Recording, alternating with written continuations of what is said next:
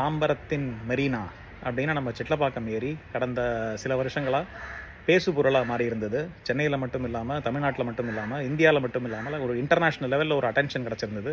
அது எதனாலனா ஒரு ட்ரமாட்டிக் சேஞ்ச். சாக்கடையும் குப்பையும் ஆக்கிரமிப்பும் ரொம்ப இருந்த ஏரி வந்து கவர்மெண்ட்டோட இன்வால்மெண்ட்டில் 25 கோடி செலவு பண்ணி நீர்வளத்துறை ரொம்ப அழகாக வந்து அதை மாற்றி அமைச்சிருந்தாங்க. ஏரிக்கு வந்து அவங்களுக்கு தெரியும், அது ஆயிரக்கணக்கான மக்கள் தினசரி அதை உபயோகிக்கிறாங்க. வாக்கிங் பண்ணுறதுக்கு, ஃபேமிலியோட கிட்ஸோட வந்து உட்காரத்துக்கு ரொம்ப ரம்யமான இடமா மாறி இருக்கு. ஏரியோட நார்த் சைடில் உட்காந்திங்கன்னா சாயங்காலம் அங்கே அடிக்கிற ப்ரீஸ் வந்து எனக்கு தெரிஞ்சு பீச்சில் கூட அந்தளவுக்கு ஒரு அழகான இடம் அமையாது. ஸோ அந்த மாதிரி இருந்த ஒரு இடம் வந்து மீண்டும் வந்து ஒரு பேசு பொருளாக மாறி இருக்கு.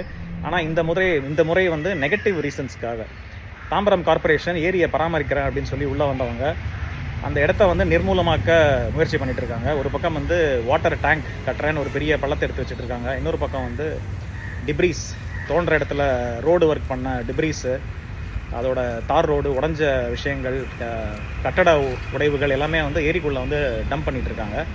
அது தவிர மிக முக்கியமாக 25 கோடியில் செஞ்சு முடிக்க வேண்டிய வேலைன்னு ஒன்று இருக்குது. பின்னாடி வர்ற சாக்கடையை வந்து கலெக்ஷன் வெல்ல போட்டுட்டு பம்பிங் ஸ்டேஷன் பண்ணி எஸ்டிபிக்கு அனுப்பணும். அது வந்து ரொம்ப ஃபண்டமெண்டல் இஷ்யூ.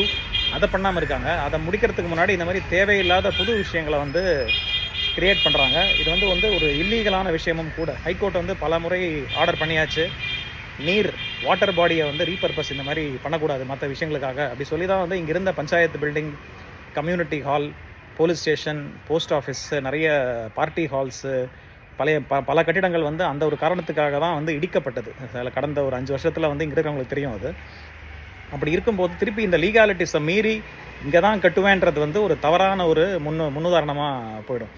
அது உங்களுக்கே அக்கறை, யாருக்கும் இல்லாத அக்கறைன்னு சில பேர் கேட்குறாங்க. வாட்டர் டேங்க் தானே, நல்லது தானே அப்படின்னு.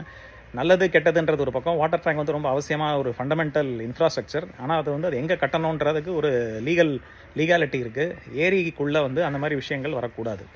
டாய்லெட் இருக்கே, ஆம்பி தியேட்டர் இருக்கே, பெஞ்ச் இருக்கேன்னெலாம் சொல்கிறவங்களுக்கு வந்து லேக் விசிட்டர்ஸுக்கான அமெனிட்டிஸ்க்கும் ஒரு புது இன்ஃப்ராஸ்ட்ரக்சருக்கும் ஒரு பெரிய வித்தியாசம் இருக்குது. லீகலி என்ன சொல்கிறாங்கன்னா, இந்த மாதிரி கட்டுமானங்கள் வந்து ஏரிக்குள்ளே வரக்கூடாது. அது வர்றது வந்து லாங் டேர்முக்கு நல்லது கிடையாது. மிக முக்கியமாக இந்த மாதிரி கட்டுமானங்கள் பண்ணுறதுக்கு நிறைய இடம் சிட்லப்பாக்கத்தில் இருக்குது. அந்த ட்ராவலர்ஸ் பங்களோ இருக்குது மெயின் ரோடில், அதுக்கு எதிரில் ஒரு காலி இடம் பெருசாக இருக்குது. ஆவின் பூத்து பின்னாடி ஒரு பெரிய இடம் இருக்குது. நிறைய இடத்துல வந்து இவங்க தேடி பார்த்தாங்கன்னா கண்டிப்பாக இடம் கிடைக்கும்.